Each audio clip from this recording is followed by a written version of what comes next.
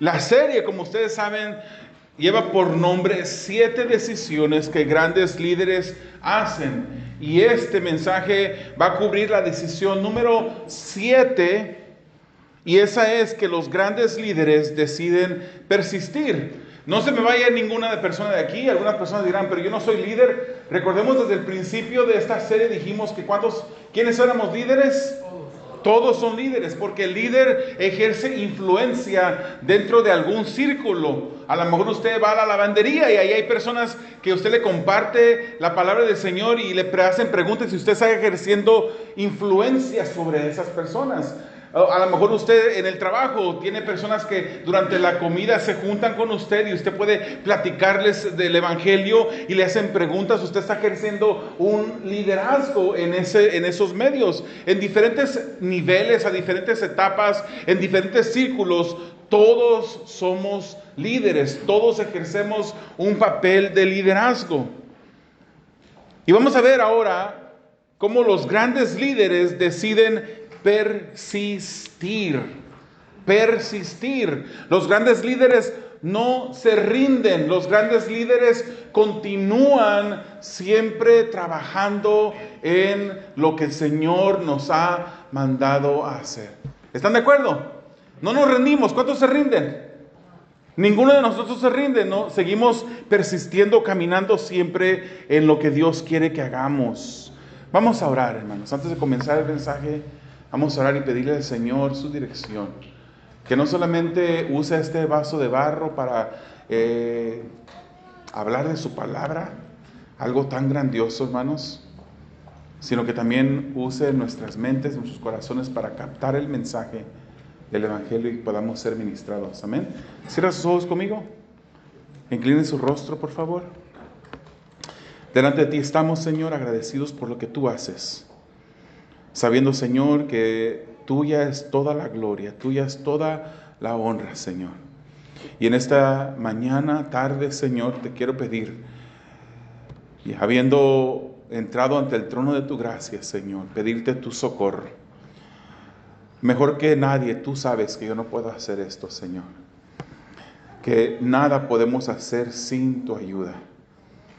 Y por eso, en reverencia, Señor, delante de ti, te pido, te ruego, Señor, que tú seas el que hable a nuestras vidas.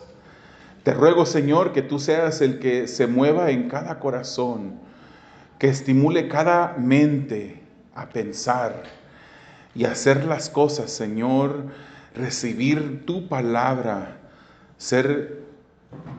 traigas convicción en nuestras vidas, ser animados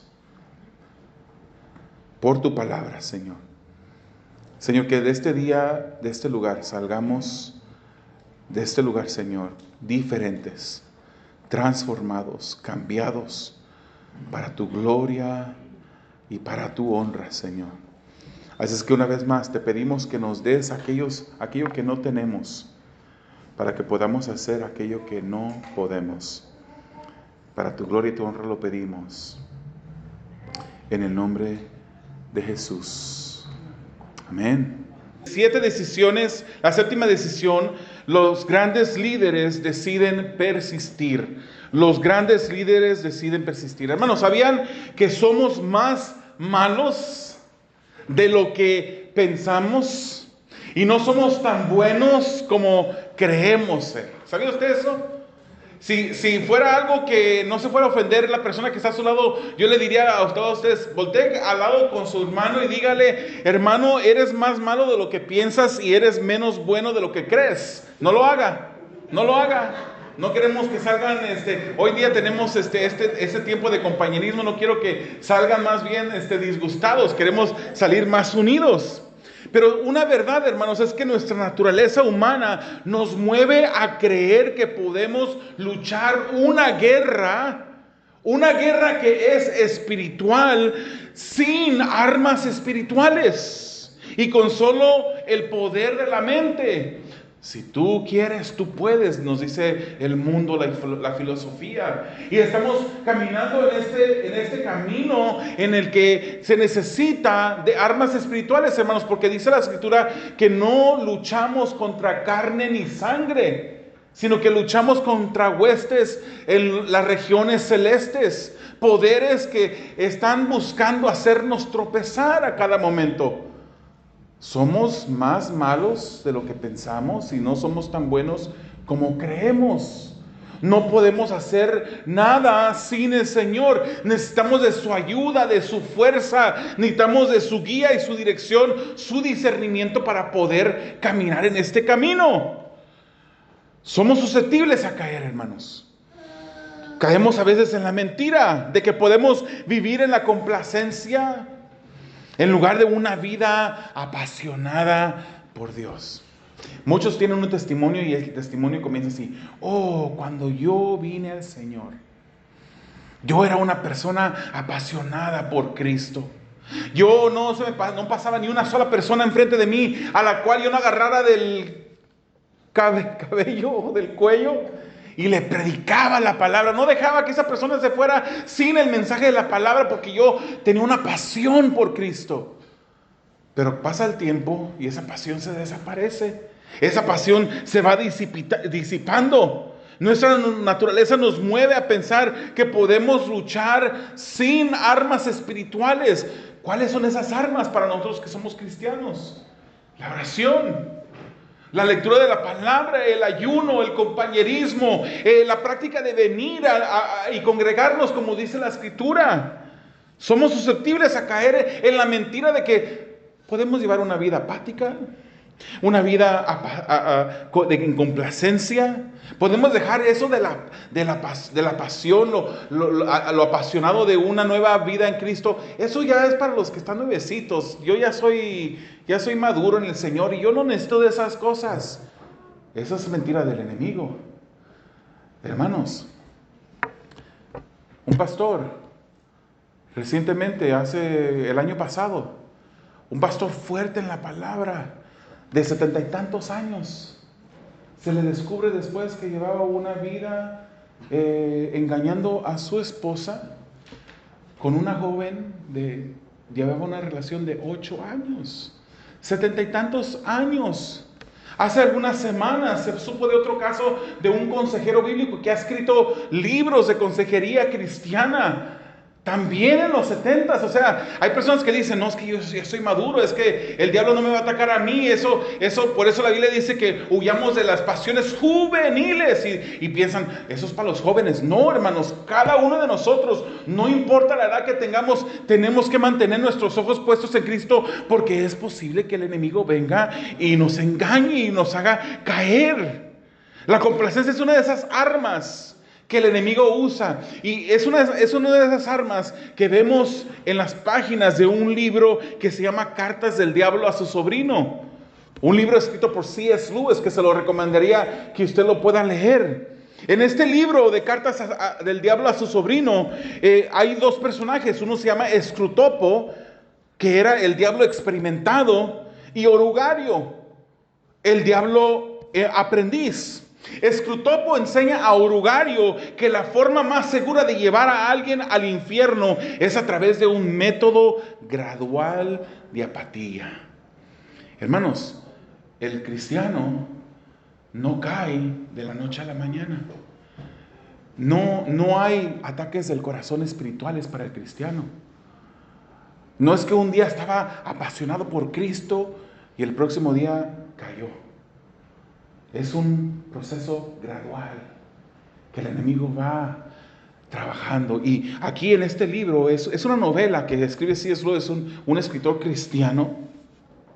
Y él enseña a Orugario que la forma más segura de llevar a alguien al infierno es a través de un método gradual de apatía, escepticismo y confusión. Escrutopo enseña a Orugario, el aprendiz, a llevar al paciente, el humano, usando armas como la apatía y la complacencia. Hermanos, cuidado con la apatía y la complacencia. Cuidado con pensar que no tenemos que persistir en este camino, que podemos vivir la vida de cualquier modo y el Señor nos va a... No, hermanos, tenemos que agarrarnos del Señor. Cuando el Señor nos salvó, no dijo, ya de aquí yo me encargo. Cuando el Señor nos salva, Él empieza un proceso de santificación, y en el proceso de santificación nosotros tenemos responsabilidad.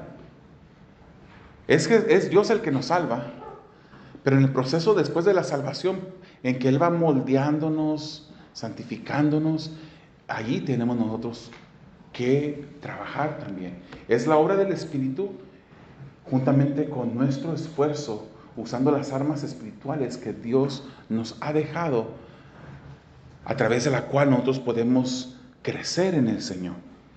Cuando las cosas van mal, hermanos, buscamos a Dios con fervor.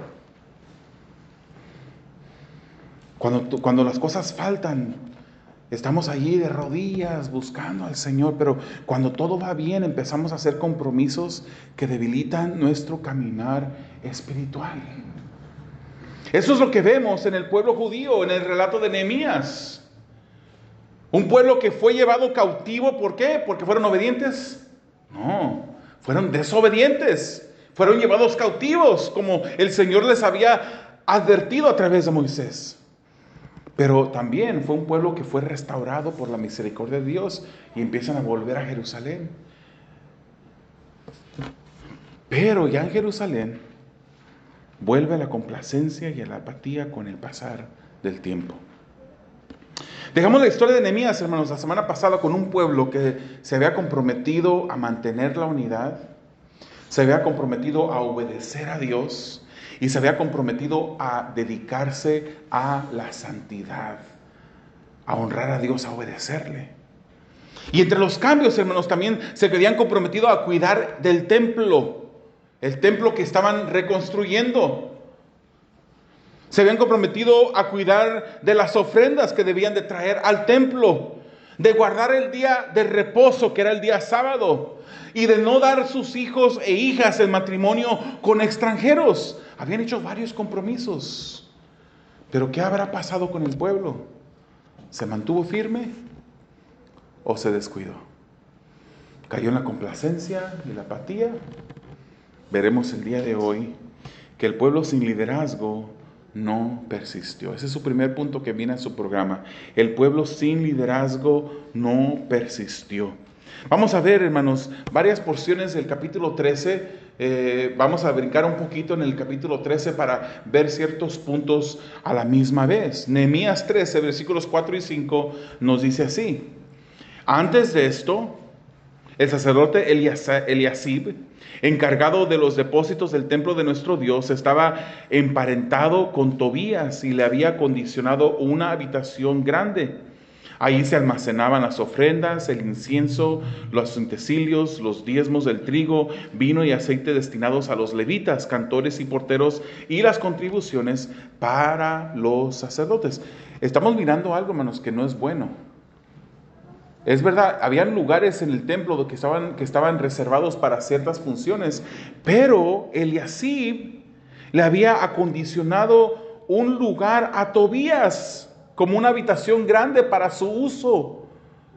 No era el uso correcto para el templo, para este lugar. Miremos ahora el versículo 10. También dice Nehemías: me enteré de que a los levitas no les habían entregado sus porciones y de que los levitas y cantores encargados del servicio habían regresado a sus campos. Otra mala noticia: no estaban funcionando los levitas y cantores dentro del templo, sino como faltó las ofrendas que debían de traerse al templo, entonces los levitas tuvieron que regresar al campo a trabajar para mantener sus familias. Ahora veamos los versículos 15 y 16. Durante aquellos días vi en Judá que en sábado algunos exprimían uvas y otros acarreaban al lomo de burro manojos de trigo, vino, uvas, higos y toda clase de cargas que llevaban a Jerusalén. Les advertí entonces que no vendieran sus víveres en ese día. Era día santo, día de reposo. Versículo 16. También los tirios que vivían en Jerusalén traían a la ciudad pescado y otras mercancías para venderlas a los judíos en sábado. Otra cosa que no iba bien. Finalmente leamos versículos 23 y 24. En aquellos días también me di cuenta de que algunos judíos se habían casado con mujeres de Asdod, de Amón y de Moab. La mitad de sus hijos hablaban la lengua de Asdod o de otros pueblos y no sabían hablar la lengua de los judíos. ¿Qué pasó con el pueblo? En el capítulo 8 vemos cómo se había leído las escrituras. Y duraron horas leyendo las escrituras. Y el resultado en el pueblo, después de leer las escrituras, fue un pueblo que estaba triste. Porque estaban reconociendo que le habían fallado a Dios. Se arrepintieron. Hicieron un documento de compromiso que firmaron los diferentes líderes. El pueblo había llorado, hermanos. Habían sentido convicción cuando la escritura fue leída. ¿Y qué pasó? Porque ahora estaban en este estado. Se habían arrepentido. Hicieron compromiso. ¿Qué pasó? ¿Por qué volvieron a sus caminos y sus prácticas anteriores? ¿Se les había olvidado el compromiso que hicieron? La lectura de las escrituras no fue un cambio permanente en la mayoría del pueblo. No fue un cambio permanente a una práctica continua. Las lágrimas fueron emoción. El arrepentimiento fue temporal. El pacto que firmaron los líderes fue hecho en un momento de acción corporativa, sin convicciones individuales en los líderes que firmaron este compromiso. A veces pasa así dentro de las congregaciones. Hay personas que dentro de una congregación son una cosa, fuera de la congregación son otra cosa diferente. Aquí es bueno y aquí es fácil decir gloria a Dios, aleluya. Que el Señor te bendiga. Por ahí hay otra religión que usa, dice paz de Cristo, hermano. Traen su Biblia abajo del sobaco, una Biblia, y entre más grande la Biblia, más santos son. Pero luego salen para afuera y el compromiso o lo que viven dentro de la congregación es muy diferente a lo que viven allá afuera. Hermanos, eso no es como un cristiano vive. Una persona que tiene un pie dentro, entre comillas, dentro de la iglesia y un pie fuera de la iglesia, es igual que tuviera los dos pies y todo el cuerpo fuera de la iglesia. Porque Dios lo que quiere es un compromiso total con nosotros. Es lo que quiere, Él quiere todo de nosotros. Nehemías fue uno de esos líderes, hermanos, que firmaron este compromiso. Pero él regresó a la capital en Susa con el rey Artajerjes. Dice el versículo 6 y el comienzo del 7. Miren lo que dice. Para ese entonces yo no estaba en Jerusalén. O sea, faltaba Nehemías en Jerusalén. Porque en el año 32 de Artajerjes, rey de Babilonia, había ido a ver al rey. Después de algún tiempo, con permiso del rey, regresé a Jerusalén. O sea, faltó el líder y el pueblo se descarría. Porque era un pueblo, hermanos, un pueblo débil, un pueblo inmaduro, un pueblo que no había hecho compromiso con Dios, sino había hecho compromiso con sus líderes. Hermano, no es posible que tú vivas una vida fuerte y sólida en el Señor si tú solamente vives para ver qué es lo que yo pienso de ti, como un pastor aquí de la congregación. ¿Importa lo que mi hermano cree de mí? Claro que sí importa, hermanos. Tengo que tener un buen testimonio ante los hombres. Pero importa más lo que Dios sabe de mí. No podemos vivir vidas mediocres. Tenemos que vivir vidas entregadas al Señor. Faltó el líder, se regresó a Susa, la capital, y el pueblo se descarría. Nehemías había regresado a sus labores con el rey. Después de haber terminado la reconstrucción de las murallas de Jerusalén, él estuvo fuera como 10 a 12 años, hermanos. El texto, por la mención del tiempo, nos damos cuenta que fueron 10 a 12 años que estuvieron. Nehemías se fue cuando hubo un avivamiento en Jerusalén. Todo el pueblo se comprometió a honrar a Dios. Pero ¿sabe qué? La prueba del avivamiento es el tiempo. La prueba del avivamiento es el tiempo. El avivamiento en una persona, el avivamiento verdadero persiste a través del tiempo. No se apaga con el tiempo. Es bonito, hermanos, ver vidas cambiadas, entregadas y alabando al Señor, cantando al Señor, en oración a Dios. Algo así sucedió hace un par de años, hermanos. Ya pasaron 2 años, parece como que fue ayer, pero ya son 2 años. El 8 de febrero del 2023 en la Universidad de Asbury. Lo que comenzó como un servicio estudiantil de miércoles por la noche duró 16 días continuos, las 24 horas. Los jóvenes estaban en ese lugar, en el chapel de esa universidad, en la capilla de esa universidad, alabando al Señor. Y no había fin, no parecía como que ese servicio iba a terminar. Duró 16 días, hermanos. Hay veces que en los primeros 16 minutos ya nos estamos aburriendo, que estamos viendo el reloj, a ver cuándo se va a acabar este servicio. Duró 16 días. Personas de todas partes del mundo, los medios vinieron, los noticieros cubrieron este suceso que le dio vuelta al mundo. Pero ¿qué pasó después de ese avivamiento? ¿Qué pasó con esos estudiantes? No estoy aventando una red de duda, hermanos, sobre estos estudiantes, ni sobre el evento. Fue muy bonito ver eso, ver las noticias y ver el mover de Dios en esos corazones y esos jóvenes. Fue algo maravilloso, y mi deseo es que muchos de esos jóvenes que experimentaron ese suceso verdaderamente hayan recibido un cambio, hayan continuado. Pero el tiempo es la prueba verdadera de un cambio real. Que tu testimonio no se hace testimonio. Oh, yo cuando era recién convertido, yo estaba apasionado, y ahora pues ahí voy. Hay más o menos. Que nuestra pasión no se enfríe, hermanos. Que no se apague nuestra pasión. El pueblo judío se envolvió en una euforia. No digo que no hubo quienes dedicaron sus vidas a Dios y siguieron firmes, pero en general la mayoría no persistieron sin el líder piadoso que Dios había puesto. El sacerdote, hermanos, fíjense, el sumo sacerdote Eliasib, un líder también que se comprometió. Él se comprometió con Dios, pero también comprometió el santuario y quebrantó la ley. Dejó que un extranjero no solamente entrara dentro del santuario, sino que habitara dentro del templo. Y eso era prohibido bajo la ley. El sacerdote había emparentado con un extranjero y había comprometido sus convicciones. Hermanos, de igual manera, cuando el cristiano empieza a emparentarse con el mundo, compromete sus convicciones. Yo les digo a mis hijos, no mires esas cosas, no mires quieren ir a las películas, ¿qué película van a ver? ¿Cuántos de nosotros como padres estamos viendo a ver qué están viendo nuestros hijos? Ya no necesitan ni siquiera ir a las películas en la misma casa. Hay un montón de cosas horribles que ni siquiera nosotros como adultos deberíamos estar viendo en Netflix. Yo les pregunto a mis hijos, porque para mí es importante lo que ellos comen a través de su vista. De repente puede que nada más tenga un par de malas palabras. Híjole, malas palabras. Pero empieza eso otra vez y otra vez, y las malas palabras se vuelven una costumbre, hermanos.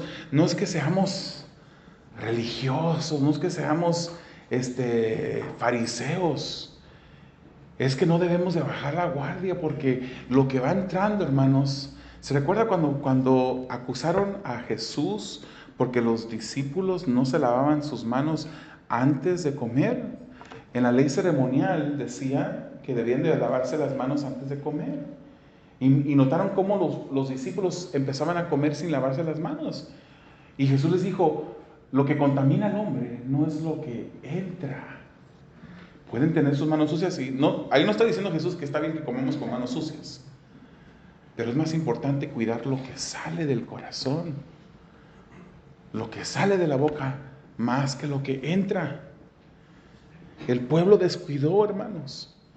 No debemos nosotros de descuidar nuestro caminar. El pueblo descuidó el templo y las porciones que comprometieron traer para los levitas. Y los levitas tuvieron que regresar a los campos para sostenerse y abandonaron el trabajo dentro del templo. Porque así, hermanos, son las personas que comprometen sus convicciones. ¿Cuántas personas habrá dentro de la iglesia que viven una vida doble? ¿Cuántas personas habrán? ¿Cuántos cristianos hay veces que son cristianos verdaderos, pero que viven en conformidad con el mundo? Y se empiezan a borrar las líneas de diferencia entre los que son cristianos y los que no. El pueblo comenzó a involucrarse en actividades que eran prohibidas el día de reposo. Y cuando el pueblo descuida su relación con Dios, las prioridades tienen un orden al revés. Y muchas veces ni siquiera sabemos. Muchas veces ya estamos en el hoyo, en el lodo, embarrados, y después volvemos en sí y decimos, ¿qué fue lo que pasó? ¿Cómo es que llegamos a este momento? Fue algo gradual. Como le dije, el cristiano no cae por un ataque al corazón espiritual, sino que poco a poco se va descuidando hasta el punto cuando se encuentra en una situación precaria que ofende a Dios.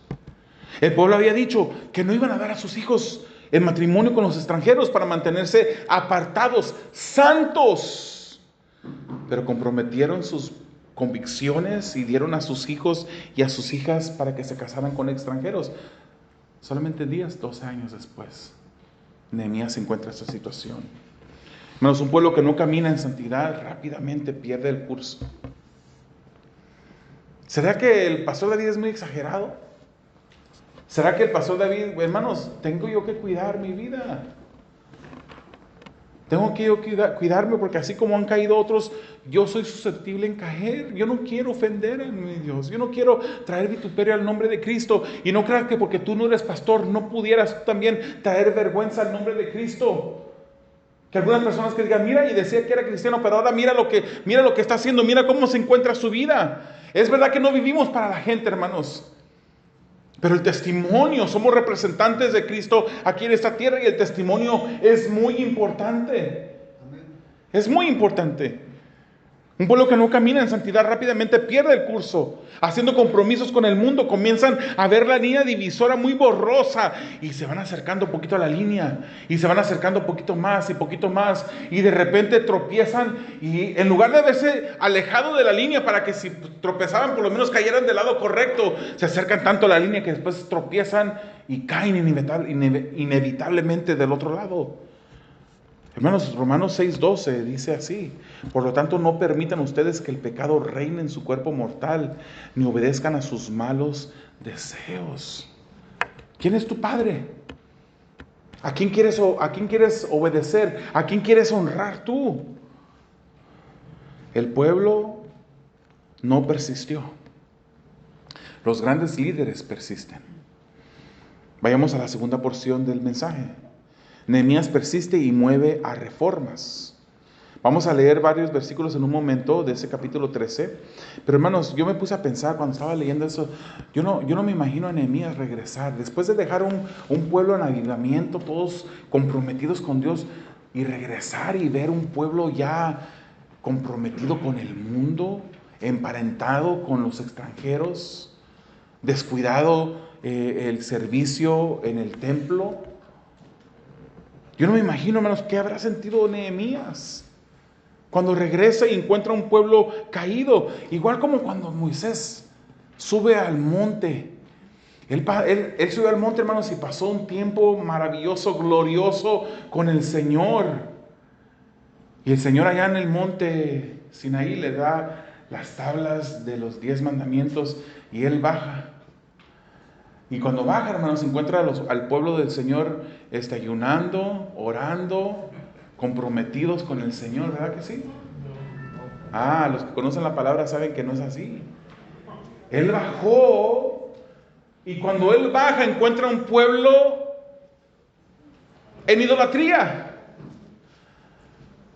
involucrado en orgías el uno con el otro.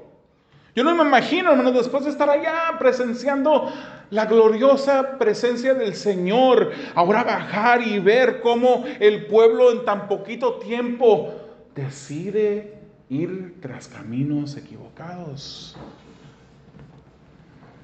Igual con Nehemías, dejó un pueblo en avivamiento, comprometido a obedecer a Dios, y 10 años después o 12 años después él regresa y ve un pueblo que había olvidado su compromiso. Nehemías se puso en acción, hermanos. Él sabía qué es lo que debía de hacer. Él no dijo, ay, bueno, pues ya di mi mejor esfuerzo. Hace 10 años, 12 años di mi mejor esfuerzo. Así que se quede ese pueblo. Él sabía lo que tenía que hacer. Él debía de persistir. Él se puso en acción. Él sabía el curso correcto que debía seguir. Y esto fue solo obedecer a Dios. Seguir las escrituras. Tomar acción en dirección a la obediencia. Y él hace reformas. Él vuelve a establecer lo que él había dejado. Y vamos a leer lo que hace Nehemías, versículos 8 y 9. Dice, esto me disgustó tanto. Cuando él vio la situación del pueblo, dice, esto me disgustó tanto que hice sacar de la habitación todas las pertenencias de Tobías.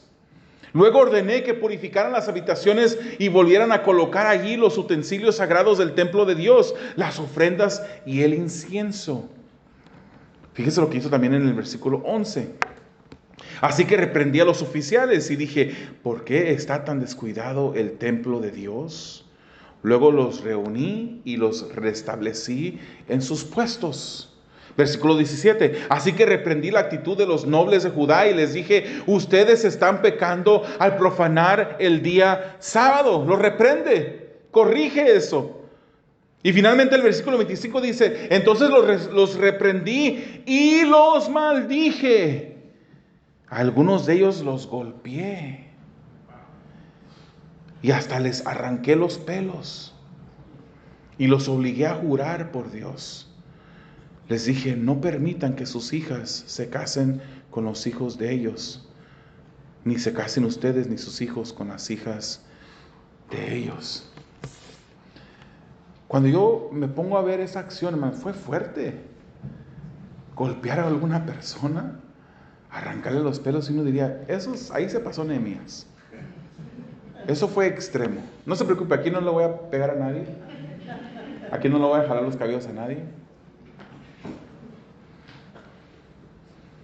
Pero él puso en orden. Él hizo reformas, puso en orden el templo. Lo restableció. Eso es lo que quiere decir reforma, hermanos. Hoy en día hablamos de un evento que comenzó a suceder hace 500 años, la reforma, ¿verdad? Y la reforma a veces se llama el entendido, como que es el cambiar la iglesia. No, la reforma es volverla a su estado original. Por eso hablamos de la reforma, y muchos líderes cristianos que surgieron en la reforma, como Lutero y Calvino y todos esos. Nehemías hace una reforma.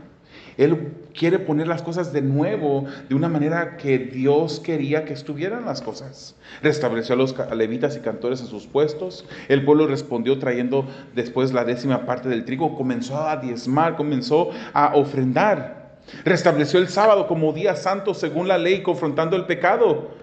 Recordando que por eso llegó la calamidad de la ira de Dios al pueblo. Les dijo, recuerden que ya una vez sucedió así. Ustedes se descuidaron, ustedes ofendieron a Dios. ¿Y se recuerdan lo que pasó? Se los llevaron. Encadenados se los llevaron. Él reprendió a los que se habían comprometido en matrimonio con extranjeros. No, sí, la reacción de Nehemías fue severa. Yo me imagino como la reacción de Jesús cuando entra al templo y mira un templo que debía de ser dedicado para exaltar y adorar a Dios, y encuentra un pueblo con muchos puestos. ¿Sabía usted que los líderes religiosos eran dueños de esos puestos que habían en el templo en aquel tiempo cuando Jesús entra ese día? Y estaban cobrando caro por los animalitos que la gente llegaba a comprar. Pues era la Pascua y mucha gente llegaba a comprar. Estaban lucrando. Y el Señor Jesús empieza a volcar las mesas, ¿se recuerda? ¿Ha visto? Y mucha gente dice, eso es pecado. No, hermanos, eso era una ira santa. Yo no voy a decir que la ira de Nehemías fue santa, porque él es hombre y Jesús es el único que pudo haber hecho algo así de una manera sin pecar. Pero la reacción de Nehemías sí fue severa. Pero yo creo que era comparable al pecado, como él miraba el pecado. Les recordó que Salomón se había extraviado también por hacer eso mismo. Y él de repente agarra al hijo del sumo sacerdote, y lo echa, lo corre, porque era yerno de Sanbalat. Se había casado con una hija de Sanbalat. Bueno, las acciones de Nehemías parecen extremas, pero así debería ser nuestra acción en contra del pecado. Así debería ser nuestra acción. ¿Está bien pecar? ¿Está bien ofender a Dios? Hay personas que juegan con el pecado. Hay personas que piensan que miran al pecado como un gatito. Ay, qué bonito gatito, le empiezan a acariciar. Después de haberse acercado al gatito, sabiendo que el gatito te puede arañar y sabiendo después que ese gatito es en realidad un león que te puede devorar. Por eso la palabra del Señor usa ese ejemplo, que el diablo anda como el león rugiente buscando a quien lamber, no, a quien devorar. Cuando la tentación llegue a tu vida, hermanos, trátala con severidad. Si hay una mujer que no es tu esposa en el trabajo, que se quiere subir al mismo carro contigo, hermanos, no seas tan inocente, por decirlo de una manera suave. No seas necio en pensar que tú puedes, que tú eres suficientemente fuerte, hermanos. Un pastor, y lo voy a decir su nombre, es conocido, Steve Lawson. Steve Lawson, un pastor fuerte en la palabra, hermanos. Que si él hubiese llegado aquí en años pasados, yo diría, yo no voy a predicar, no enfrente de Steve Lawson. Pero mire, con libros publicados, doctorado en estudio, viajando a cada rato a diferentes conferencias, era popular, lo invitaban para todas partes. Ahora ya todas las publicadoras quitaron sus libros. No se le invita a ningún lado. ¿Qué pasó? Él empezó a jugar con el gatito. Él no trató la tentación con severidad. Hermano, eso te puede pasar a ti, me puede pasar a mí, nos puede pasar a cualquiera de nosotros. Hace ratito hablaba con un hermano y con su esposa, y me dice la esposa, este hermano es un hermano ya mayor, y me dice la hermana, pastor, ¿no va usted a creer lo que acaba de pasar? El otro día fuimos a comer, íbamos entrando y como el esposo a veces sufre un poquito de su situación física, dice, yo le abrí la puerta a mi esposo para que entrara al restaurante que íbamos a ir a comer, y va saliendo una mujer y le dice, dice, tienes una esposa muy bonita. Le dice la mujer al esposo, tienes una esposa muy bonita. Este hermano ya tiene 70 años, no sé exactamente cuánto, pero no tiene menos de 68 años. Espero no equivocarme. Y la mujer le dice, qué bonita está tu esposa. Y le dice, ¿Are you messing around? Can I have your number? A una persona de esa edad. Traducción, ¿estás dispuesto a engañarla? ¿Me das tu número? Le dijo al esposo. De esa edad, hermanos. ¿Tú crees que tú eres, porque ya estás mayor, porque nadie te va a voltear a mirar? ¿Tú crees que tú estás exento de una tentación? Ninguno de nosotros, hermanos. El diablo puede delante de una persona hacernos fornidos, y aunque estemos pelones nos puede aparecer delante de la persona como que tenemos una cabellera bien bonita, porque el diablo engaña de esa manera. El diablo anda buscando a quien devorar. Trata con extremidad las tentaciones en tu vida, hermanos. John Owen, un pastor puritano del siglo XVII, decía, mata el pecado o el pecado te matará a ti. Mata el pecado o el pecado te matará a ti. Y Romanos 8:13 dice, porque si ustedes viven conforme a la carne habrán de morir, pero si por el Espíritu hacen morir las obras de la carne, vivirán. Hagamos morir las obras de la carne, hermanos. Asesinemos el pecado en nuestras vidas. Asesinémoslo. La última porción es corta, hermanos. Nehemías persiste en apelar a Dios. Nehemías persiste en apelar a Dios. Y vamos a leer Nehemías 13, 14, 22, 29 y 31 que dicen, y hay aquí un tema recurrente, hermanos. Dice el 14, recuerda esto, Dios mío, y favoréceme. No olvides todo el bien que hice por el templo de mi Dios y de su culto. 22b, recuerda esto, Dios mío, y conforme a tu gran amor, ten compasión de mí. 29, recuerda esto, Dios mío, en prejuicio de los que profanaron el sacerdocio y el pacto de los sacerdotes y de los levitas. Y finalmente dice, acuérdate de mí, Dios mío, y favoréceme. Este Nehemías apela, persiste en apelar a Dios. Todo lo que Nehemías hacía, hermanos, lo hacía con el firme propósito de honrar a Dios. Y la obediencia a Dios era una convicción para él, algo que no era negociable.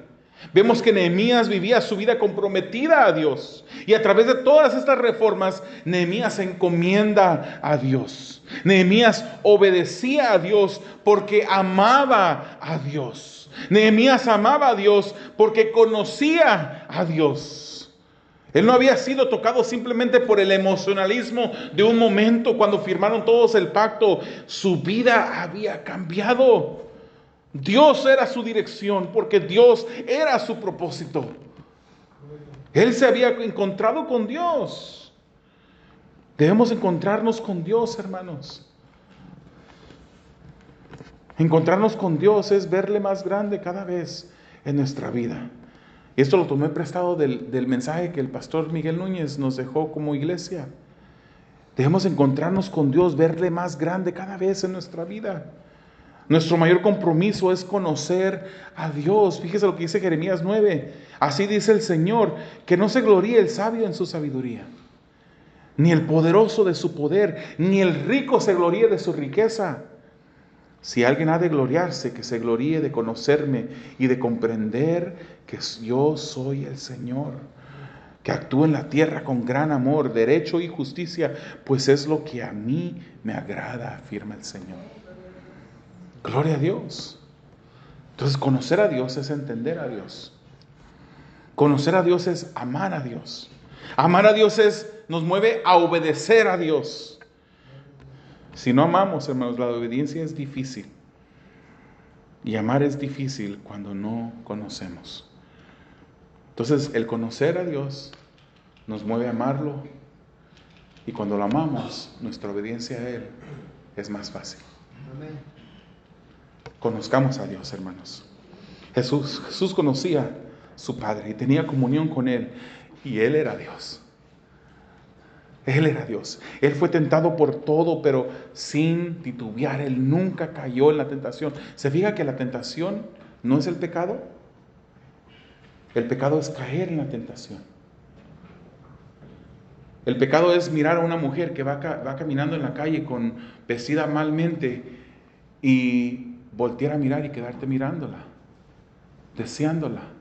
Jesús dice que con eso has cometido adulterio. No tienes que llevar ni a la cama. Con eso has cometido adulterio.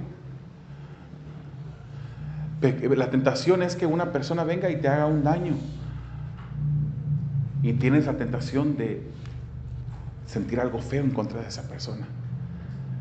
Y si tú empiezas a menospreciar y a odiar a una persona, aunque sea tu hermano en Cristo, has cometido asesinato, dice Jesús. Guardémonos. Filipenses 2:8. Y al manifestarse como hombre, dice, se humilló a sí mismo y se hizo obediente hasta la muerte y muerte de cruz. Porque Jesús es ese gran líder que persistió, hermanos. Que persistió, que siguió hasta el final. Y la pregunta para ti es, hermanos, ¿cuánto amamos en verdad a Dios? Juan 14:15 dice, si ustedes me aman, obedecerán mis mandamientos.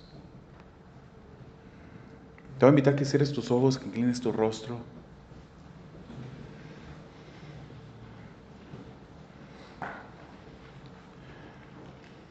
El cristiano, aquel que se llama hijo de Dios, debe tener a Dios como el centro de su vida. Y la pregunta es, ¿lo tienes tú? ¿Tú tienes a Dios como el centro de tu vida? ¿O has caído en la complacencia y la apatía? Has dejado de tratar con el pecado, la tentación, de una manera severa. Querido hermano, no le des ni un rincón, ni siquiera un solo rincón de tu corazón a la tentación, porque ésta se apoderará de ti. ¿Por qué no le pides al Señor en este momento que te ayude a persistir, que te ayude a continuar, que te ayude a llegar hasta el final? No de cualquier manera, sino llegar hasta el final honrándole a Él. Honrándole a Él. Amado Dios, delante de ti estamos y agradecemos tu palabra. Te pedimos, Señor, que ella siga trayendo convicción en nuestras vidas mientras que la meditamos. Y que podamos, Señor, ser transformados más y más a través de ella. Confiamos que eres Dios Santo. Confiamos que tú eres el que produce en nosotros el querer como el hacer. No permitas, Señor, que nosotros ignoremos ese mover de tu Santo Espíritu que nos invita a honrarte. Permite, Señor, que nosotros podamos darte la gloria, darte la honra. Ser encontrados, Señor, fieles ante ti. Mientras que fallamos, Señor, sí fallamos. Pero permite que nuestras vidas vayan siendo santificadas más y más. Mientras que caminamos en este mundo, Señor, esperando tu gloriosa venida. Si hay un hermano aquí, Señor, que está siendo tentado, te pido, Señor, que tú pongas la convicción de tratar severamente en contra de la tentación. Te pido, Señor, que le guardes de caer. Pero también, Señor, sabemos que si hay algún hermano aquí que ha caído, que tú nos dices a través de del siervo Juan, hijitos, si alguno de ustedes ha caído, ha fallado, nos invita a recordarnos de que abogado tenemos para con el Padre. Permite, Señor, que haya un arrepentimiento, que ya no vaya esta persona cayendo más y más, sino que haya un arrepentimiento, Señor, y se vuelva a ti. Para tu gloria y para tu honra lo pedimos en el nombre de Jesús. Amén.